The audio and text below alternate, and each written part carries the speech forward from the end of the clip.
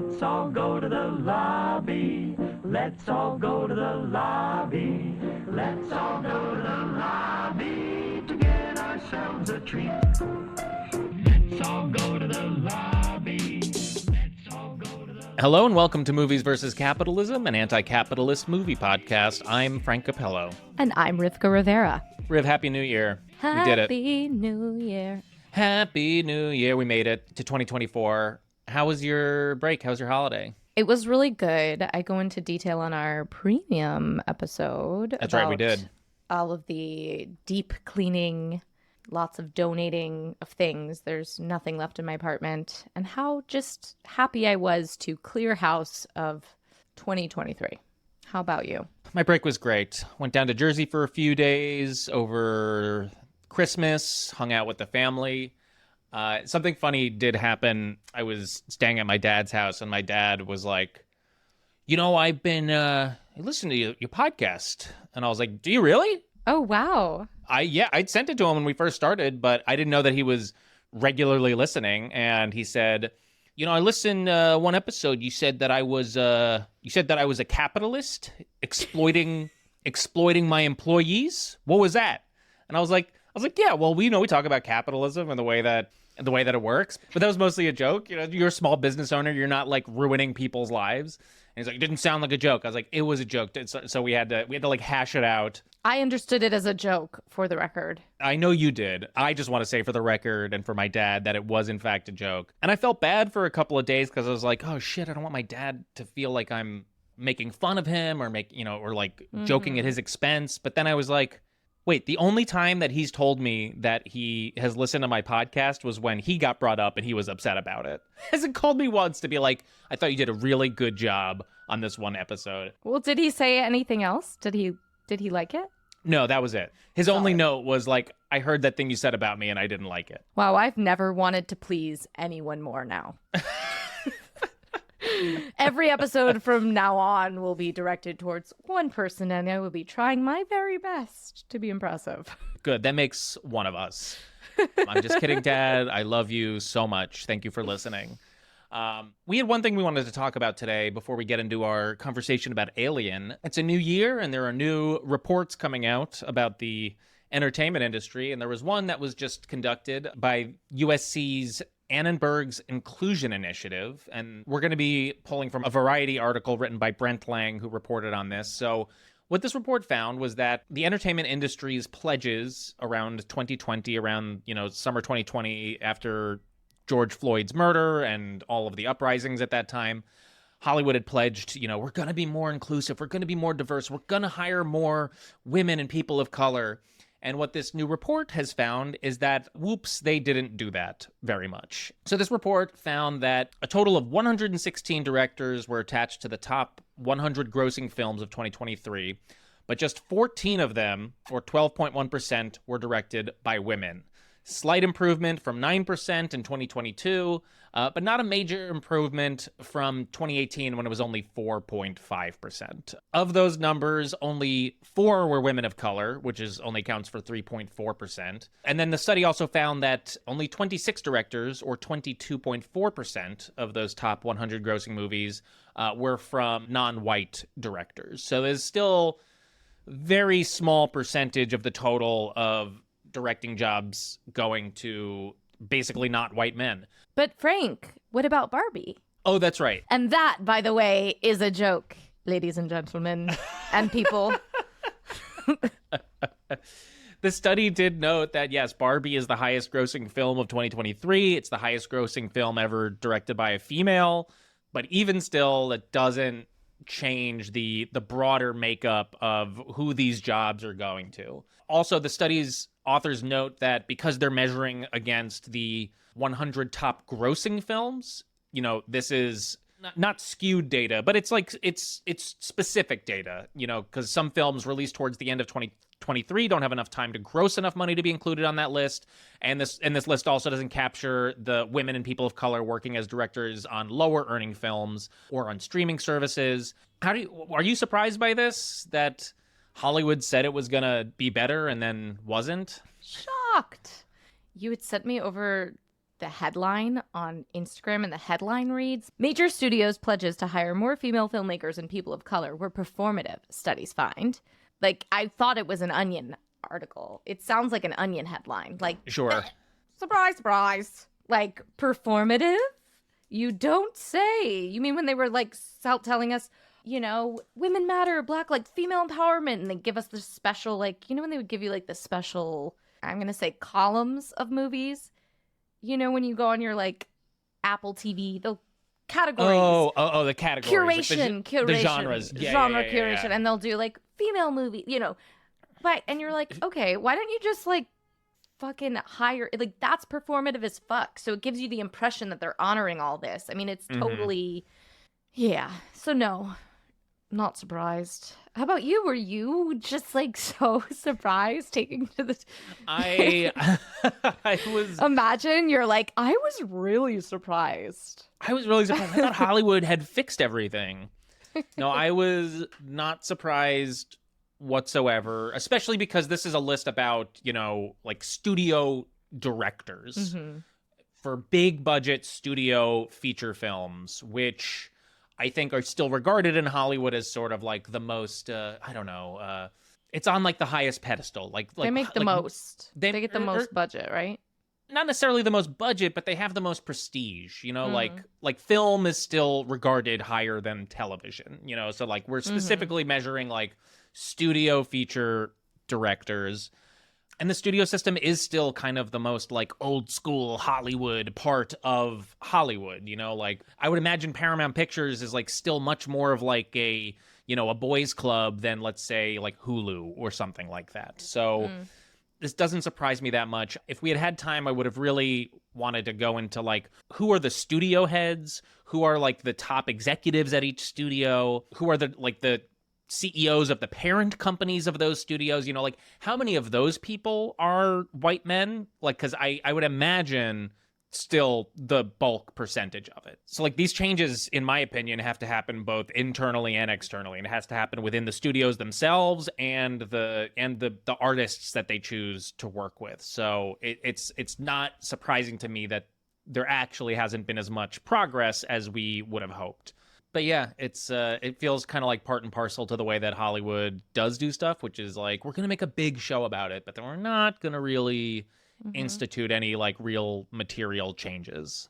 Which is really smart, because I will say it doesn't necessarily, first of all, you're not seeing the directors, right? And even with actors, the statistics are not, it's not like that much more riveting or encouraging. Like, it's still a lot of white actors. Not as much representation as you would imagine, but, like, again, the way things are marketed, who they're marketed to, like, all of that, it's, like, smart.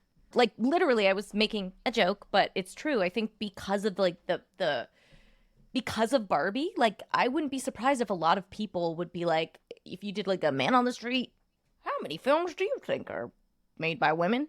They'd be like, well, Barbie, so 100%. You know, because it was it took up such a massive amount of marketing space and headspace. And you were talking about Greta Gerwig, female director. It's one freaking person, but, like, that's kind of also intentional. Pretty smart. Yeah, as we're talking about this, I'm realizing that, like, Hollywood is very much like the Democratic Party. You know, a lot of virtue signaling. We're on the side of marginalized communities, and we are going to help them, but we never will. But still vote for us, please. Hold on to your horses, ladies and gentlemen. It's 20 and people. I don't know. I'm saying ladies and gentlemen, and I've just been aware of how binary a term that is. So catching myself on that. And people, because 2024, as my mom said, it's going to be a bumpy year. Yeah, it's our last year on Earth. We have to soak up every second of it. Jesus Christ. All right, we should get our conversation today. But before we do, just want to let you all know that this podcast is produced by the two of us. We perform all of the necessary labor to make this show happen. And as we're trying to practice our anti-capitalist values, we will not be selling ads on this show. We rely completely on community support to keep the show going. So if you're able to support us, please consider subscribing to our Patreon. For just $5 a month, you get access to our entire back catalog of premium episodes, and you'll be directly supporting this show. You can also leave us a one-time contribution in our tip jar, and you can find all of those links in the episode description in your podcast player or by going to mvcpod.com. You can also help us out for free by leaving a rating and review for this show on your podcast player. It only takes a few seconds, and it is very helpful in boosting the algorithm and getting this show in front of more people, so we really appreciate it. Okay, we're going to take a quick break, but we'll be right back with Joe Mayall to talk about Alien. Today we have with us Joe Mayall. Joe is a writer, author, and labor activist based in Denver. He's written for Jacobin, The Progressive Magazine, Balls and Strikes, and elsewhere, and he's currently working on a book detailing the theory and practice of economic democracy. All his work can be found at joewrote.com, great website title, a blog dedicated to exploring life through a leftist lens. Welcome, Joe. Yeah, thanks for having me. Happy to be here. I'm so happy to have you. You reached out to us, actually, and said you really wanted to talk about Alien, which I'm excited for this conversation because I think it's always great when someone has a really passionate point of view on a film. Yeah, Alien is my all-time favorite movie, and I was kind of just looking for other people to geek out about it with me. So thanks for having me. Oh, hell yeah. Yeah, before we get to our movie convo, I'm curious, a blog dedicated to exploring life through a leftist lens. Tell us a little bit more about your blog and what you write about. Yeah, so I started writing just kind of about leftist economics. Like, I think a lot of people who might be sympathetic to socialist or anti-capitalist beliefs have very basic questions about, like, how would it work, right? Like, what does my life look like in a post-capitalist society? And so I started writing just like, okay, like, here's how a democratic workplace can work. Here's how nationalized industry can work, stuff like that. And a long time, it kind of changed a little bit. I started just offering my opinion about things such as Alien, movies, TV shows. And so based on reader feedback, they're like, yeah, we like the original like economic stuff, but we also kind of like this cultural entertainment stuff. And I was like, all right, fine. You guys twisted my arm. I guess I'll give you all my thoughts on 1970s horror movies. So it's kind of just sort of like a encapsulation of my leftist mind, if that makes sense, in the way I see the world. And is the book that you're working on right now sort of like the accumulation of the work you've been doing on your blog, and is just sort of like going to be the long form version? Very much so, yeah. So a lot of the stuff that I've talked about on my blog, if it's like a one-off article of like, okay, here's how, you get coffee in a socialist society or something like that. Like, how does that fit the big picture, right? Like, why are we inclined towards democracy? Where did democracy come from? And how can we spread it from, well, one, how can we expand it in the political sphere so that it's not just like the watered down version we have in the United States, but also bring it into our workplaces, let it be the mechanism we control the distribution of resources, stuff like that. In writing like about just how these systems could exist in a post-capitalist world, what is like the biggest misconception about socialism or communism or a post-capitalist economic framework that you regularly encounter? For sure. By far and away, the biggest one is that capitalism is markets and socialism is like government tells you what to do. One of the most popular pieces I've written is explaining how in the American economy, we have tons of central planning, but it's actually like capitalist central planning. So for example, the best one I can think of is the power grid, right? Like when you get power to your house, your business, whatever it may be, you don't act through the market. Like you're not really like weighing different options and purchasing the one that makes sense for you. Generally, you move into a home or an apartment in which the electricity grid has been centrally planned by the local or state government, but there is also a capitalist company that is taking a profit from that.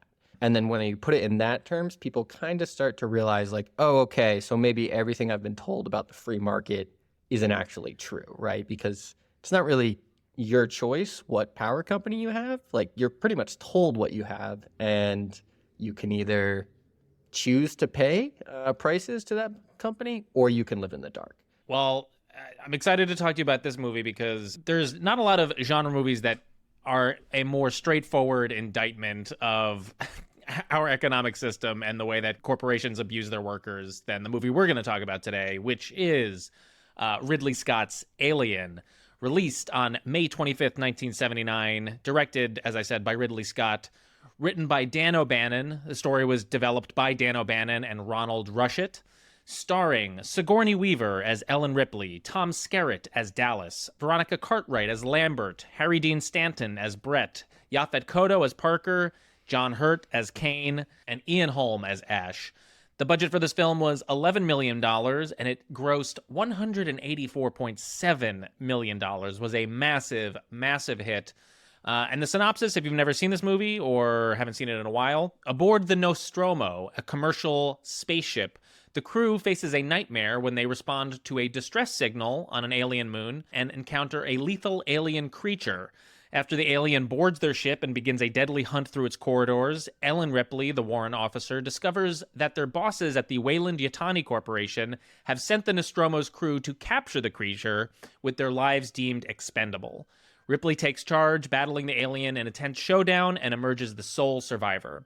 The film, renowned for its blend of sci-fi and horror, is highlighted by Sigourney Weaver's iconic performance as the formidable Ripley. And just some historical context for this year we like to give before we dive into our conversation, Joe.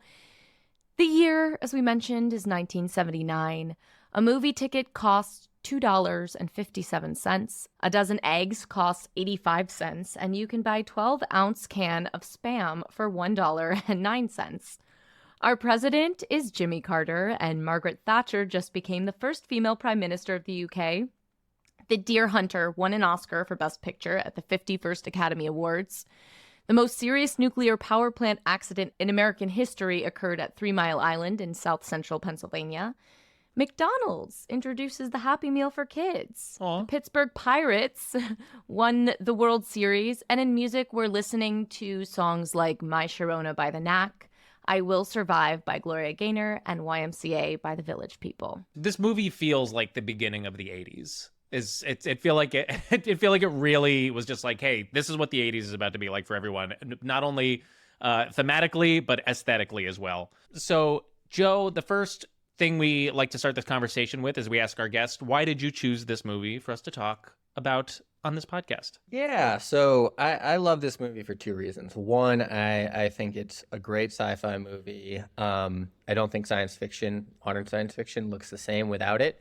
And two, I viewed this movie as a giant allegory for the labor movement. Specifically, like as you mentioned, it's right at the end of the 1970s. I take this as the writing on the wall for American workers about what is going to happen if the deregulation that was happening during the 70s just continues into the future unchecked. Ooh. So, yeah, like if you ever look at statistics about union rates and labor protections, they really start to fall off in the 70s, and then Jimmy Carter and Ronald Reagan more aggressively really just nail in the coffin for American unions.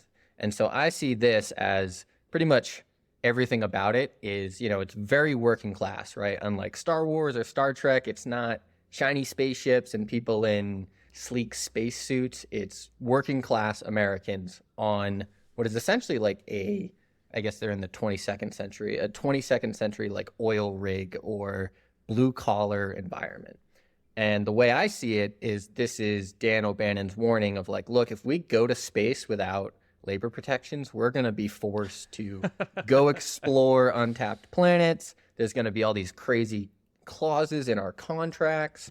I think the first conversation between the characters in the movie is about, correct me if I'm wrong, their names are Harper and Brett, two engineers, are arguing about their shares because they're only getting half shares while everyone else, the captain, is getting full shares.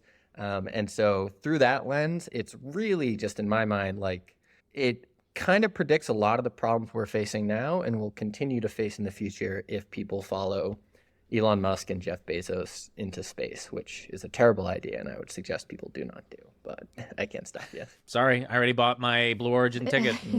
Black Friday I discount. got one. I'm a billionaire. No refunds. Yeah. Wow, Joe, absolutely. This was my first time seeing this movie. Nice. So, yeah, first of all, it's such a good film.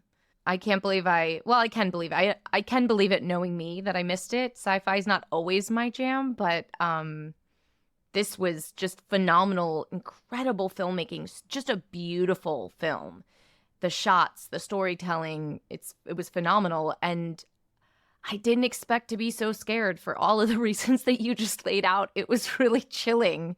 And it really is a horror movie about capitalism more than it is about, I mean, that was the scarier part than the actual alien.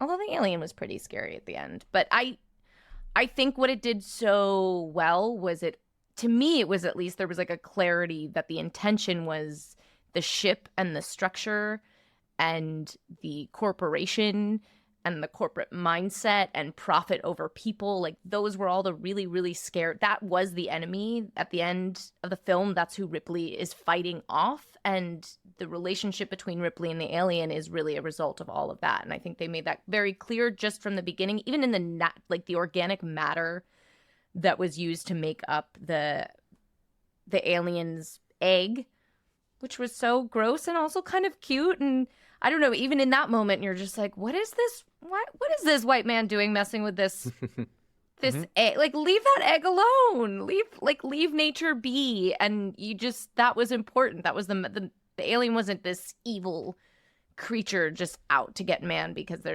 was no reason for it. So that clarity and articulation was important.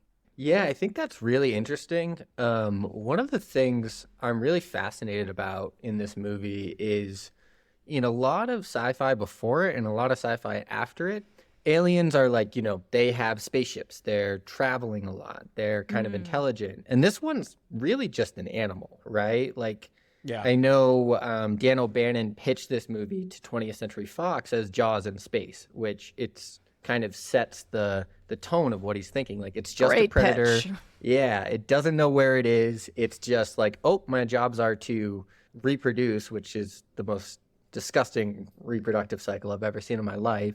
Really? I thought it was kind of hot. Yeah, when he latched onto that guy's face. I was like, I would buy that face mask, to be honest.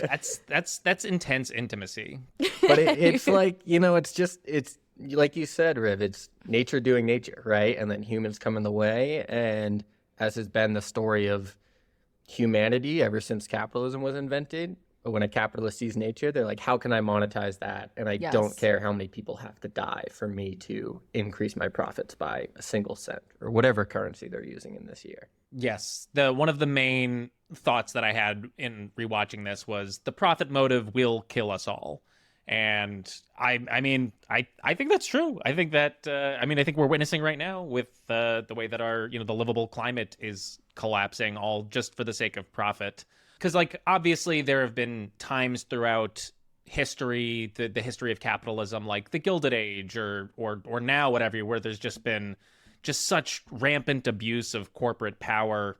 And obviously that's all here in this film. But I love that you contextualize it specifically at the end of the 70s and the beginning of the 80s with, like you're saying, sort of the fall of the mid-century American labor movement and all of the deregulation that was happening at the end of the 70s and the 80s. Yeah, I thought that's completely spot on. And yeah, this is just, it's so relatable, and it's such a brilliant screenwriting trick in that, like, we're putting these characters into a completely unrelatable situation for the audience, which is space travel, being in the future. But it's so relatable that this is just a story about people just doing a fucking job. And like you're right, they feel like workers, and the ship feels like their workplace. Like, it's not shiny, it's not sleek, it is steamy, it is wet, it is metallic, it is grimy. Like this is a mining vessel, and they feel like miners. They're smoking in space. Yes. Hell yeah. Hell yeah. I wrote that down. I was like, I don't know how I'd find this out, but I was like, I'm very curious if there's been like a 1970s sci-fi movie where people are smoking, because I don't really remember it in Star Wars. I don't think it was in Star Trek. It felt like a very purposeful choice. There's definitely some aliens at the Mos Eisley Cafe that are, smoking some kind of a pipe, but like not like no one's like fucking ripping Marlboros on the Millennium Falcon. They're ripping butts, and they look good doing it. Yeah, it's interesting you mentioned that, Frank, because one of my pet theories about why this movie is so popular is like, I think a lot of people went to see Star Wars because it was like, it's cool. There's space wizards and like lasers and stuff like that. But this movie just feels relatable, right? Like, as you said, no one can relate to really going to, or very few people can relate to going to space.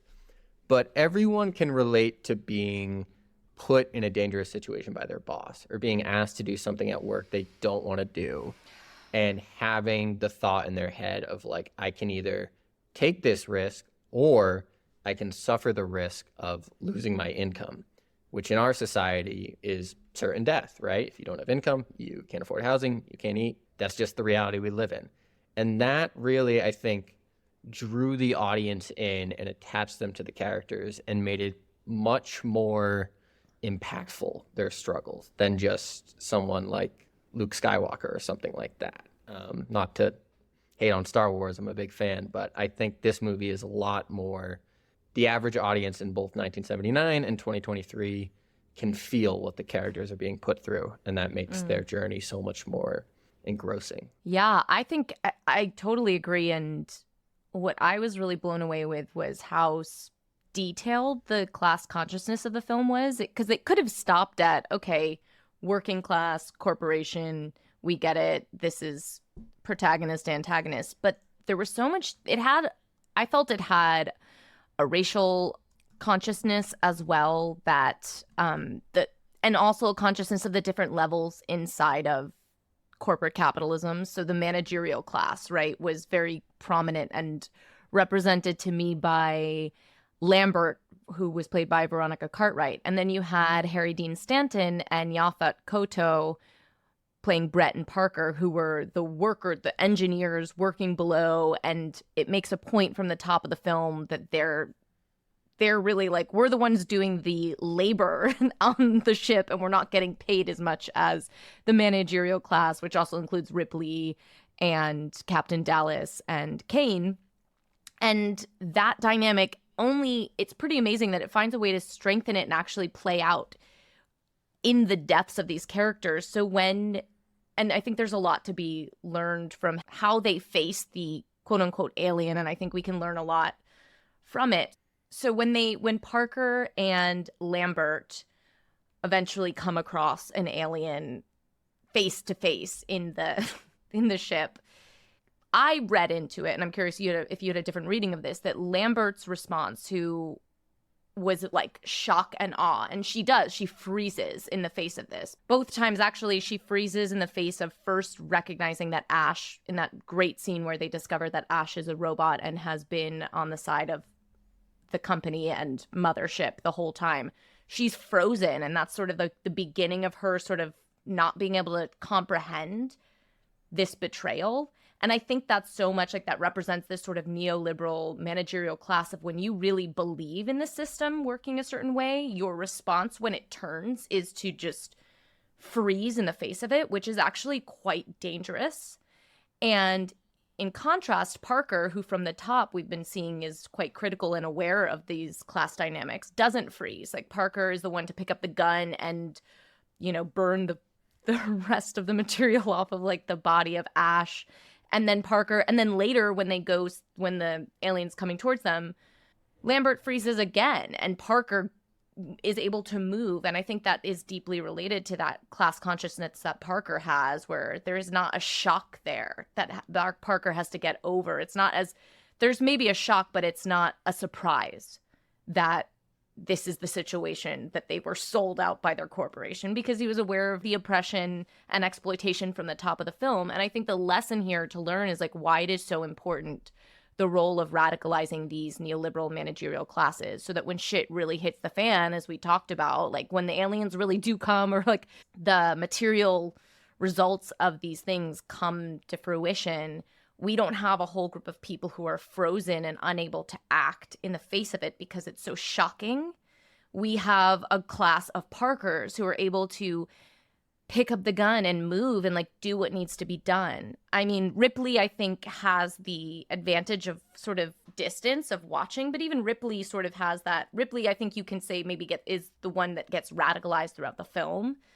But yeah, I just thought that moment was like so important, and I think probably intentional, but I'm curious your thoughts about that scene. Yeah, to be honest, I did not make that connection between Parker, not being like frozen in awe, while the characters that were more willing to believe that the company was on their side or acting in their interest were frozen. But hearing you say that, I think that's super smart and well on. I also don't really think it's a coincidence that Parker is the sole black character in this movie. I Right. think that is a very Yeah. deliberate choice, especially in 1979, that he, with the exception of Ripley, is the only other character who is taking action, willing to take this system head on. He he kills Ash, the android character, and tries to fight the alien. And I think that was a really deliberate choice by the filmmakers and the casting to show that, hey, there is this class issue at play, but there's also a subtext here of, as we all know, like racial issues definitely overlap with class issues and stuff like that. But I super agree with your analysis that, oh yeah, this makes sense. The company's trying to get us killed for profit. And everyone else is a little like, no, they would never do that. And when they're confronted with that face to face, they freeze. It reminds me a lot of hearing you talk. The first thing that came to mind was I remember hearing that when Roe v. Wade got overturned, there were a lot of law professors who had, for decades and decades, taught their students that, the Supreme Court is apolitical. It's just doing this like interpretive bullshit. And then when they were confronted with the fact like, oh no, this was a century-long project pretty much by the Republican Party to corrupt these institutions, they couldn't comprehend it. And they just didn't know how to explain it to their students, didn't know how to explain it to anyone, and there's the supposed experts. That was the first thing that came to mind. So I think you're spot on there. Yeah, and it's that same dynamic when like after in 2016 after Trump was elected, and the only explanation that neoliberals could come up with was like it was Susan Sarandon's fault. It's just that half of the country is completely racist, and not having the scope or the willingness to widen their perspective in a way that would allow them to analyze the underlying systemic issues. Riv, I love that read on Lambert. That's something I would not have picked up on. And I also agree. I think the intentionality of Parker being the only black character it must be there. I mean, like we said, from the jump, he's the first one that's like, why am I not getting paid as much as everybody else? As soon as they get the distress beacon and they have the conversation about like, are we going to go to see this distress beacon, or are we going to just like go on home? He's like, let's fucking go home. Like, what are we even talking about here? And like you're saying, Joe, they threaten him by, I think it's maybe Dallas or someone says to him like, look, this is in your contract, and if you don't go along with this, you're going to lose your shares. So, he's being told like, your livelihood, all of the work that you've put into this. And keep in mind, like, they're on this ship for like years because they're going into deep space. So they're like, hey, the last like 4 or 5 years you've spent on this ship, like, putting together whatever this nest egg is going to be. Sorry, it's just, we're going to take it away from you if you don't agree to workplace endangerment. And yeah, that's, I think, something that everyone has experienced at one point or another. Yeah, it's fascinating how much they talk about contracts, because you would think like sci-fi horror movie paperwork is not going to be a big plot device in it, but it really is. And it's the motivation for a lot of these characters. And unlike other movies where they kind of come up with some like, flimsy motivation or reason why the characters have to go down to a creepy planet that any normal person would just fly by and be like, I'm not touching that. It really, you understand why they have to do it. And they're like, oh, like they have to go and check this thing out or they're going to starve when they get back to Earth. And Dallas has a great line that I think really encapsulates this, where it's either in that conversation you were talking about, Frank, or the next one where they're discussing how Ash became to be the science officer. But he says, like, following the contracts is standard procedure. And Ripley says, since when? And Dallas replies, standard procedure is whatever the hell the company tells you to do. And I think that is a perfect summary of what these characters are in, what the typical American finds themselves in every day. How many people have been at work and they're told to do something and it's like, that's actually not my job. I wasn't hired to do that, whatever it may be. And then they're told like, well, you can either do it or you can be fired. And those are your options.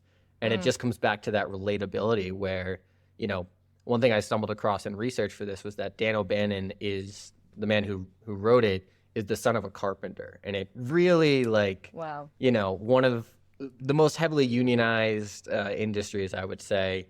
It really comes across like, oh, he recognizes what's at play here. You know, he gets what motivates people, what the forces that control them, that tell them what to do. He understands it. And I think just any other movie, conversation about paperwork, who filed what report, clauses, anyone would roll their eyes at it. It works in Alien because it's realistic and it's a true motivating factor. You do what you told, or you get fucked. That's the only way around it. And I have to imagine just, you know, thinking about this being pitched as like the sci-fi Jaws in the sky, big. It's probably was, you know, being pitched as like this can be a big blockbuster hit, but this is the 70s, and I think you feel so much of how the indie film was kind of still king. You know, it's falling off. This is like the end of an era for sure, but you can sense that in the dialogue, in the fact that there's so much detail in this film. And I don't know, it's hard to,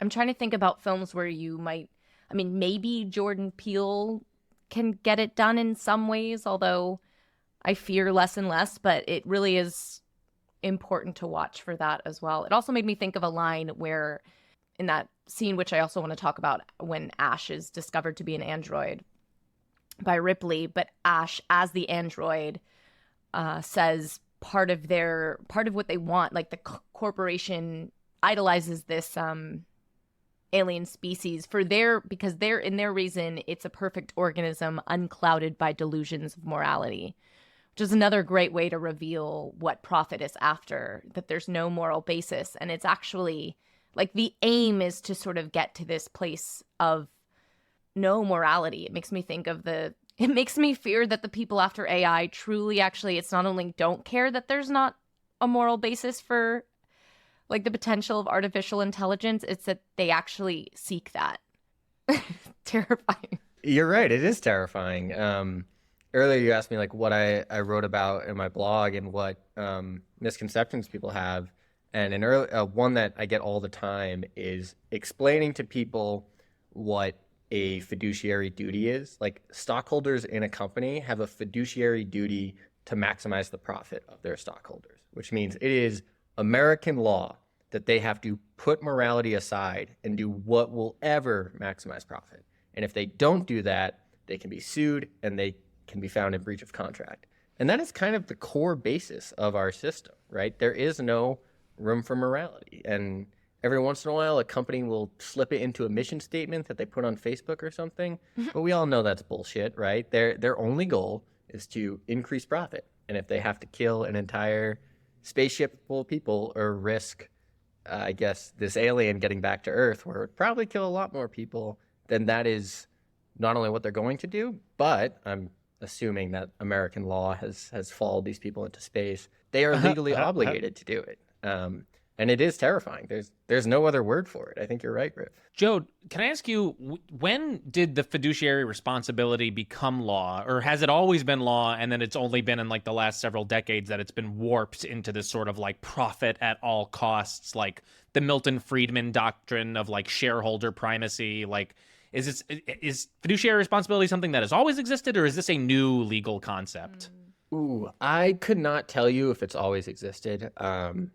Yeah, I can't say. The one thing I will say is I think at different points of capitalism, there was space for a little bit more better treatment of workers, in the sense that after the New Deal, capitalists kind of respected the union rights for 20, 30 years or so until we got to this age of the 70s, 80s, in which they went scorched earth on it. And my thoughts on that is that capitalism needs to expand, right? Like, no CEO, president of company, whoever, can just say to stockholders, like, all right, we've got a good profit. We're just going to hold it there. We're good for now, right? They'll be run out in a second. Enough is enough, right, guys? Yeah, right? Like, no one's ever been in the boardroom like, don't we have enough? Come on, let's all chill. Nothing to talk about here. Yeah, we can all call it a day. Go home at lunch, right?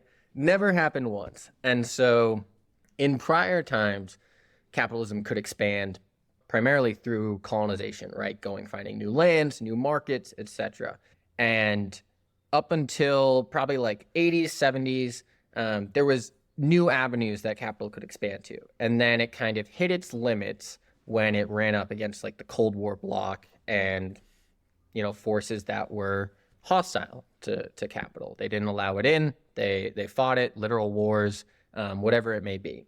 And so then capital started to look inwards, and it looked at its own workers, and it saw potential for profit there by decreasing wages, stagnating wages, those sorts of things. I think nowadays what we're seeing is not only more of that, but capital is really trying to expand by grabbing our attention share, right? You log on to every new social media platform, is just trying to swallow up as many hours of your day as it can get, thinking of TikTok in particular. And one thing that's really fascinating to me about space is I think it will provide capital this opportunity to go and expand into new lands once again, right? If Elon Musk isn't fascinated with Mars because he thinks it's cool, he is probably looking at it like there's probably an entire planet of gold somewhere out there, and that will make me a lot of money. And so, Frank, I'm sorry, I know I just took your question in one entirely different direction. I can't tell, to get back to your original question, I can't tell you when the fiduciary duty started, but I do feel like it really got expanded in this time period that we're talking about between when this movie was made and now, where people were held to that standard, CEOs, whatever, and said, I have to increase profits. The best way I can do that is by taking away healthcare from my workers' children. That's my take on it. No, I think Joe, that was a great answer. Thank you so much. No, but you're right. There was an ideological change led by some of the largest capitalists of the time, throughout the 70s and 80s, where whatever tiny shred of altruism or like you're saying, care for their workers, whatever shred of that existed, there was a conscious choice. And you can look at documents like the Powell Memo, or you can look to documents like Milton Friedman's writing. And there was several prominent thinkers at that time who made the choice to be like, no, stop caring about literally anything else other than fucking profit and enriching your shareholders. That is a conscious choice that economists and writers made during that time that is now completely polluted our entire economic landscape. So it's important to point out for people, because I think a lot of people, especially young people today, are like, man, why is it so shitty now? And it's like you can kind of look back and be like, it's really the fault of pretty much like 3 or 4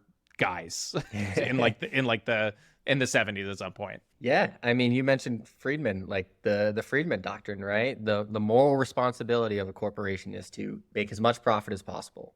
And I as much as I'll complain about capitalists and their ideology, one thing I'll say is I think that they actually believe their own hype. Like, I think there are people in very powerful economic positions in our country and throughout our world who believe that increasing the profits of Amazon is the best thing that can happen to humanity. Mm-hmm. And that's just not true, right? You have to kind of delude yourself to believe that somehow chopping down the Amazon rainforest will be better for humanity if you can monetize those trees somehow.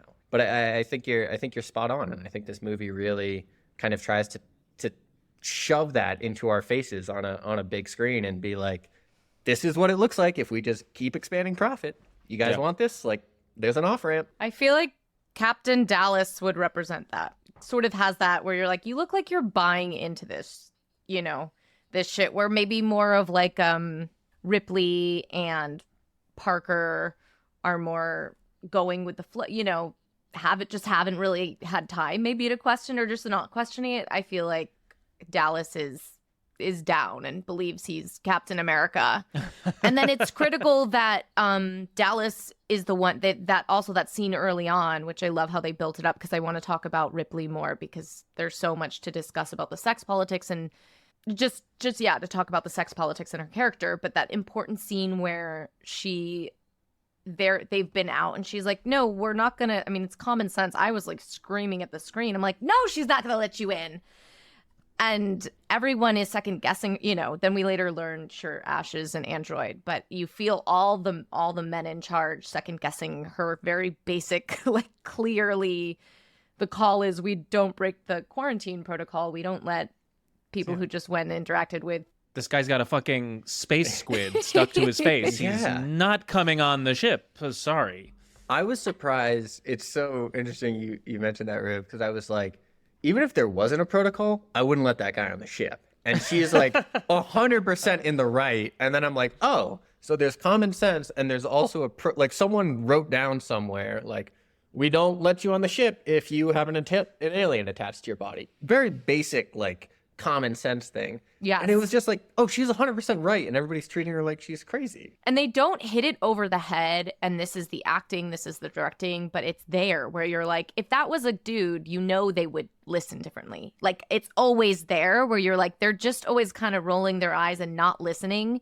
And I just love her performance and where that character's arc goes, because when Dallas is finally gone and she's in charge, she doesn't, I think it would be so easy to play it like tame and, corporate class. Okay, now I'm in charge. And she just screams at them. Well deserved. Like, this is what you're going to fucking do.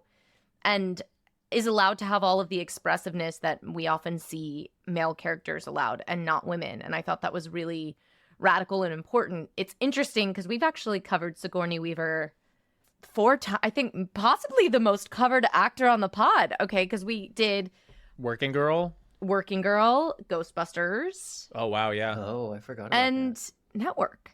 No, it's Faye Dunaway. No, Faye Dunaway. Sorry, they look very. But 3. Okay, thrice. But 3, yeah. She's a movies versus capitalism all-star right now. Yeah, And for it's sure. interesting because Alien is the first one, and I was just thinking about those roles that she plays. She slowly becomes more like. Does Working Girl come before Ghostbusters? No, Working Girl is like 89. It's like late 80s. So she did, yeah. So Ghostbusters, it's because here she's so radical, like going for it. Ghostbusters, she's like, again, interfacing with extraterrestrial beings, but is a little bit more the sex politics of that movie is not great. We covered it on the pod. And then by the time she gets to Working Girl, she is the full-on corporate evil boss, like the opposite of Ripley. Yeah, I'm glad you mentioned that. That's something I wanted to talk about, the sex politics. I found it super interesting. As I mentioned, like 2 years before Star Wars comes out, and the lead female there is quite literally a damsel in distress, right? Princess Leia, she needs to be rescued. She's, if I'm remembering the first movie correct, kind of helpless, right? Like classic sort of stereotype. And then in this movie, I mean, Ripley is one of the sci-fi like badass queens, right? Yeah. Even they made 4 more movies starring her. She's in a bunch of like video games. They really tried to recreate this character in Avatar. She's very like sci-fi heavy, and it almost looks like Ellen Ripley is brought into that universe. And one of the things that I thought was super interesting was originally she was written as a male character.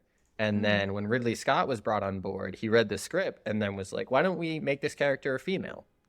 And really kind of upped the sex politics, I would say. They also have this, Dan O'Bannon talks a lot about how he really wanted to disturb male viewers because he had read a lot about how like males at the time weren't scared by a lot of stuff. And so what he did was he wanted to make a female the lead and then also have the alien, and to use his words, reproduce through homosexual oral rape, because he thought the process of like the face hugger and being impregnated via, I guess, having an egg shoved down your mouth or something like that would really like interesting. Yeah. make a lot of guys uncomfortable in the 70s. And so watching it with that, this was the first time I watched the movie with that knowledge. And I was like, oh yeah, like Ripley is like really stand out for her time, and pretty Ooh. groundbreaking in my opinion. That's Damn. so fascinating, because one of the things that really stood out to me where I was like, I think that's a hint that this isn't accidental. Like, they are making a point about toxic masculinity, is when Ripley gets shoved, like really violently shoved by Ash, who has been a misogynistic prick up until this point, and then it's like, oh, you're a fucking robot misogynistic prick, and he shoves her down. And the corner which he shoves her down, and it's a close-up, so it's like, you're like, this is intentional, this isn't just like the set being realistic getting in the background. There's pornography behind Ash, and it's extremely violent. And so that was like, to me, this was like, this is clearly intentional and says a lot about the dehumanization of toxic masculinity. So it's interesting to hear you say there was clearly intention in the filmmaking there. Yeah, and I believe Ash tries to kill her by like shoving a magazine down her mouth, or Yes. I Oh, think yeah. And I Yeah, remember watching that, and if it's funny because I was watching that and then I just noticed the criminal amount of pornography behind her, and I Yeah. was like, oh wow, that's startling. I never put two and two together there until right now. I mean, it's such a violent moment. In any other scenario, it could be a pornographic scene. Particularly, also thinking about the 70s and like that, where pornography was as an industry at that moment. But it's like deeply, yeah, it's a very pornographic, violent, sexual, as Yeah. you brought up, like the throat stuff, way to attack someone. It's so interesting that, Joe, you drew that comparison to Princess Leia, because you're completely right. But also in my research, this movie would not have gotten made had it not been for the success of Star Wars.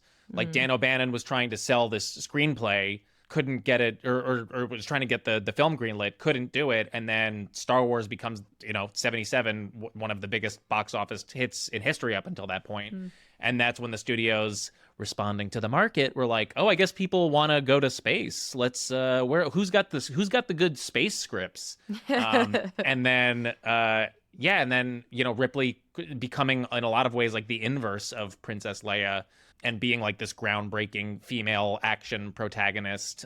Although, as strong as some of those sex politics are, they still needed to put her in the most useless underpants of all time for her final battle sequence, which I was Okay. which I was not. I was like, oh, of course, this fucking shot is in here, where it's like right before she fights the alien, and she's gonna go to sleep for the long sleep, and she like just strips down to a little tank top and underpants, but they're like, I'm like, these are useless underpants. They cover nothing. They're so useless. But I don't know. Yeah, no, I felt that way. And then I don't know. I was also like, but she's all alone. Like, what do I wear when Sure. I get butt naked when I'm all alone? I'm not disputing. I'm sure some exec was like, let's get this girl in the tidy whities. I felt that was insane because if I'm remembering correctly, she undresses, walks around the spaceship in her underwear, and then when she discovers the alien, her first move is to get back into clothes so she can like get back into the spacesuit. Yes. And I was like, okay, so they just undressed her for no plot point whatsoever. Just get a couple like scandalous shots, make the execs She looked happy. good. She looks good. Yeah, no one's disputing that.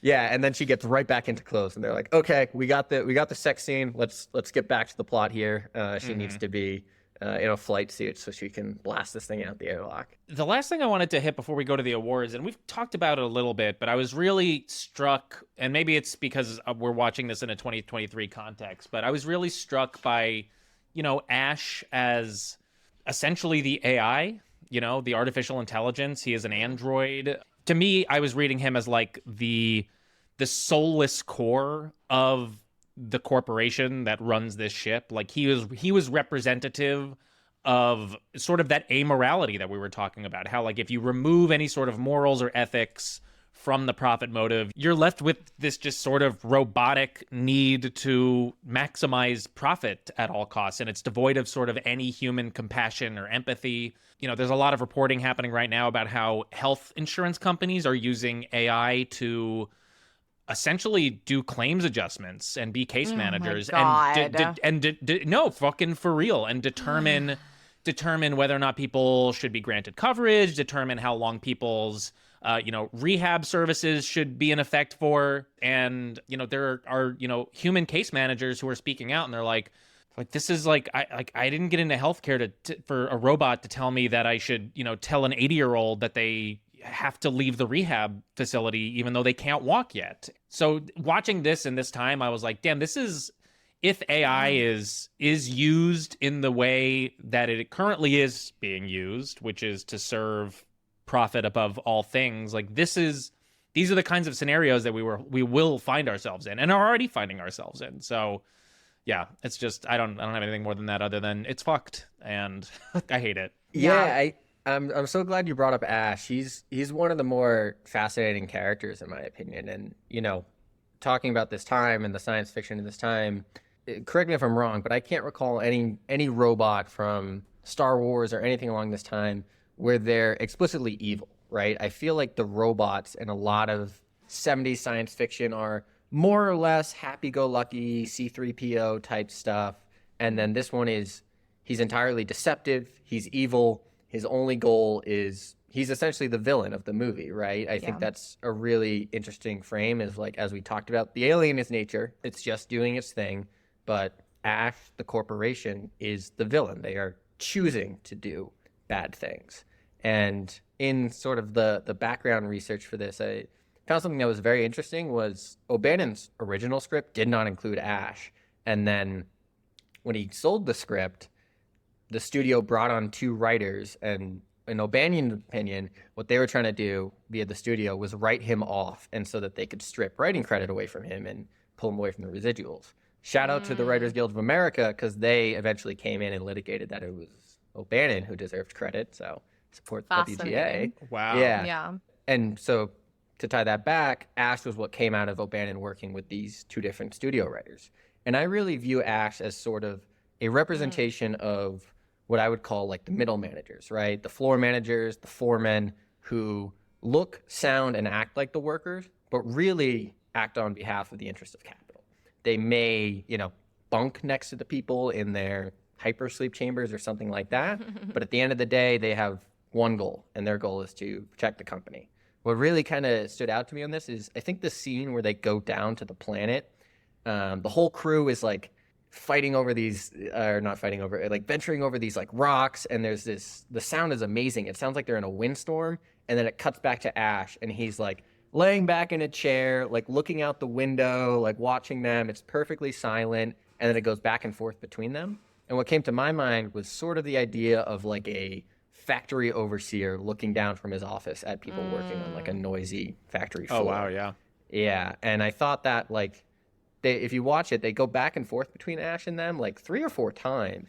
And the way they kind of juxtapose the sound is like, oh, they're trying to really send a message here and let us know that these 2 people are not on the same plane, even though they appear that way. So that's how I kind of interpret Ash. But I think the AI stuff is, O'Bannon, Ripley, they called it like 40 years before everyone else that AI was going to be a threat and replace all the workers. So more props to them. Yeah. Kind of similar to HAL in 2001 a little bit as well. That's the only other example, where I was like, are there any other evil one? I'm like, oh yeah, the most evil one. Yeah, you're right. I totally forgot about the ultimate robotic villain. It would be interesting. It's interesting that it makes such an interesting character as well.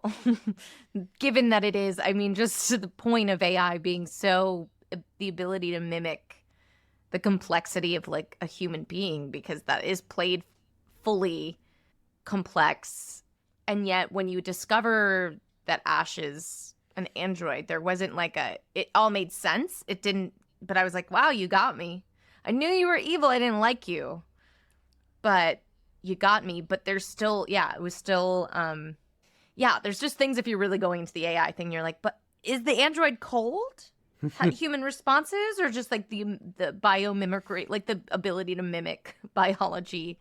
Yeah. Did they program him to be a weirdo, or was that just like his own choice? Like, Frank's cat is peering through the screen, which I feel like is a sign. We can't close without talking about Jones and the choice. I mean, there's a close up on great segue on Jones in I don't remember when in the movie it come. Oh, when Jones watches someone die from the alien, or like watches the alien. It's like after Jones watches one of the characters die, and it's a close up on this cat, and I was like, that is one of the best close ups on an animal I've ever seen on screen.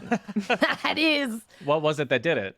I mean, just the way the light hits. I mean, it's just like a phenomenal shot. It's just so the cinematography is amazing. It's also just resting there. And I think the whole point is just the cat ties us back to the connection to nature, the connection to the fact that like these are organic matter that steal and profit, and that capitalism is not actually connected to our inherent human nature, which is why I think the cat is so important, that Ripley connects Ripley, sort of grounds Ripley, connects us back to what's important and what matters, because it would also be easy for Ripley to sort of give up and go off, and Jones ties her to a need to kind of remain. That's super interesting. I guess I'm just thinking, I didn't realize this at the time, but when you started talking about that, like now I'm thinking like there are two animals in the movie, right? There's the alien and there's the cat. And when you view them in that way, there's a real dichotomy there of, the alien never tries to kill the cat, which I feel like is different from most sort of monster movies. A lot of monster movies, I feel like the big sign that something's going on is like all the cats or neighborhood dogs or something like that get killed by a vampire, a monster, whatever it may be. But the alien never tries to kill the cat. And as I'm sitting here thinking about it, I'm realizing, the humans made a choice to go down into the planet and kind of mess with the alien, right? And now they're forced to suffer. Humans, of course, being, the species, and putting aside the distinctions between capital and workers for a second. The cat never fucked with the alien, and the alien really kind of leaves it alone. This is getting out there, but I believe it's actually the third Alien movie, the alien becomes a dog. So I guess if we're talking about like the rules of alien science, it can kill the cat, but it doesn't. And I think that's kind of a purposeful choice. Hearing you talk, Riv, now I'm kind of realizing it, that, the director, O'Bannon and Riley are saying like, hey, we have two options with nature. We can either mess with it and try and exploit it, and it'll kill us in a horrible way, or we can coexist with it, as Ripley does with the cat, and we'll be a lot better off. I love that. My cat agrees. All right, well, Joe, this is the part of the episode where we hand out awards for this movie. We've got 3 of them. The first award is Best Politics, goes to the character with the best politics in the film. Ooh, I'm going with Harper, who is the engineer. As we talked about, I think he, gets what's going on with the corporation from the get-go.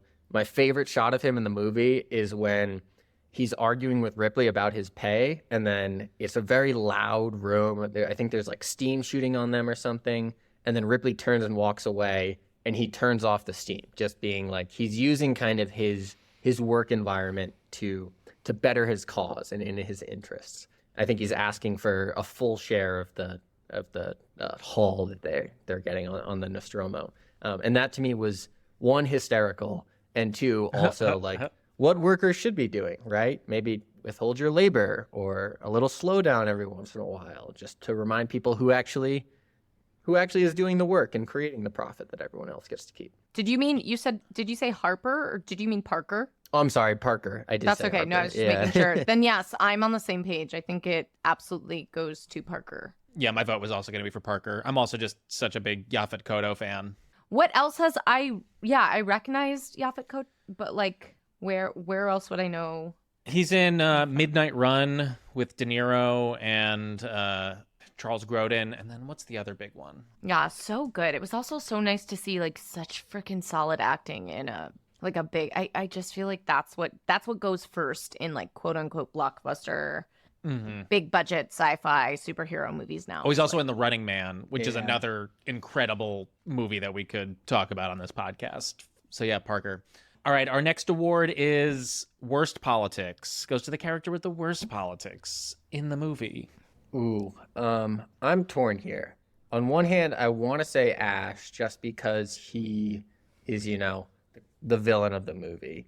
But I actually think I want to give it to Dallas. And the reason why is because Dallas he's kind of the person who, he's like a middle manager in the movie, right? He's the captain of the ship, and everyone is talking to him about their pay and how they don't want to go fight an alien and stuff like that. And he's just kind of like, it is what it is. You'll get what you're contracted for. This clause is in your contract. You have to do it.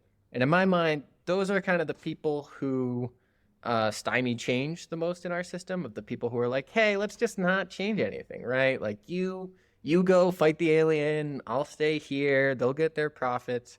In my mind, that's kind of the worst politics, I would say. Yeah. I also completely agree. And I'm going to get I'm going to give Ash a pass here because he is a robot. Whereas Dallas is a human man, and so like in my mind he is more responsible for his own politics, whereas Ash, that's his programming. So yeah, I'd say that Dallas worst politics for sure. Yeah, across the board. It's unanimous. Yeah. Wow. 3 out of 3. This might be the most unanimous voting on awards we've ever done here. And then this will be interesting. Our last award is Best Supporting Character, slash spin-off. So it goes to your favorite supporting character and maybe a pitch for a spin-off that you would want to see them in. I would love to see something that kind of details more of planet Earth during this time period. And I think the best way to do that would be either Parker or Brett. How did they end up on this spaceship, right? How did they end up in a situation in which their only job was, I think, as you mentioned, Frank, you have to go to sleep for like 5 years, wake up, move some minerals onto the ship, turn around and go back to sleep, right? Like, what is Earth looking like at this time when these corporations are so powerful that they're the ones exploring space instead of a government or some sort of political body? And I would love to see like how a working class person who probably came up through like blue collar work, like what did their life look like in this environment? So I would vote for either Parker or Brett. Love that. That's a great answer. The only other variation I had is like, I would like to see the inner workings of the Weyland-Yutani Corporation. And we kind of get this in the sequel movies. I know like Aliens, the sequel, the Paul Reiser character is like, I believe is a human in that one. I don't think he's an android, but he's like like an executive from Weyland-Yutani. So we get a little bit more of that, but yeah, I'd be curious about, is this the only corporation left on planet Earth? Is it like the monopoly? Are we living essentially on Weyland-Yutani planet now, and they've just supplanted the state and all other institutions? And I think we'll probably see some sort of like either, dystopian sci-fi or satire at some point in the future and there's probably books like this that are just like, what would it be like if there's just one corporation, just one for all mankind? It's funny you mentioned that, Frank, and I know we're wrapping up and not to geek out too hard, but the cool thing about Alien and Predator and this universe that they kind of made is there's a ton of like comic books and video games and stuff, and a lot of them like detail that. And to answer your question, like, yeah, the Weyland-Yutani Corporation kind of captures planet Earth, and there's like I guess kind of a representation of the Soviet Union, like a holdout socialist type style government, but eventually it too gets captured by the corporation. So if any listeners are looking for like really, really more in this universe that details the capitalist politics, I can't recommend sort of the novels and stuff enough. They go down that rabbit hole. The Alien franchise has some of the best politics of any film franchise. We didn't even talk about aliens, like the real ones. Oh, like like the real ones in our world. We didn't even get to that whole plot point, Yeah. but let's this has been such a great conversation. But before we end it, Joe, we would just like to know from you, you talked about your blog and all of the work that you do. Is there anything beyond that you do in your daily life to practice your values, your anti-capitalist values, or whatever values those might be, even with all their complexities and contradictions? Yeah, definitely. So in addition to the writing that I kind of do, I want to mention two things. The first is, so I think we mentioned I'm in Denver. So if you're in Denver, me and my local DSA chapter are starting DWOC, which is an offshoot of the Emergency Workplace Organizing Committee. And so what we do is we're not affiliated with any union. It's totally free. If you are looking to organize your workplace or not even unionized, just sort of have some sort of collective bargaining or collective action, EWOC is a great resource to learn how to do that. There's tons of professional union organizers who volunteer their time and will help you do that. So we're starting one in Denver. So if you are in the Denver area or anywhere really in the Rocky Mountain region and work sucks, shoot me a message on social media, something like that, and we'll see if we can help you out. And then the more personal thing I try and do is I kind of call them decommodified hours of, so much of our time in life is just spent either creating value or consuming value. It's very hard to just sort of exist outside of capitalism. And so I like to find some time every week to just sort of relax, and whether that's read a library book, I don't know, watch some videos on YouTube or a podcast such as your own, something where I'm just sort of existing as a human being outside of the socioeconomic system that we all live in. And I find that's kind of great for my mental health. I'm not always constantly all right, I got to be X productive or I spent X much money. It's kind of cool just to live. And I really suggest everyone do it. That's beautiful. Yeah, and decommodified hours is that's a great term for that. Yeah. You should trademark that and then Yeah. trademark that And then make money off of and it. then commodify it. Yeah. And then I'll have to come up with a different reason or a different way to practice my anti-capitalist values because I've monetized the only part of our lives that is unmonetized.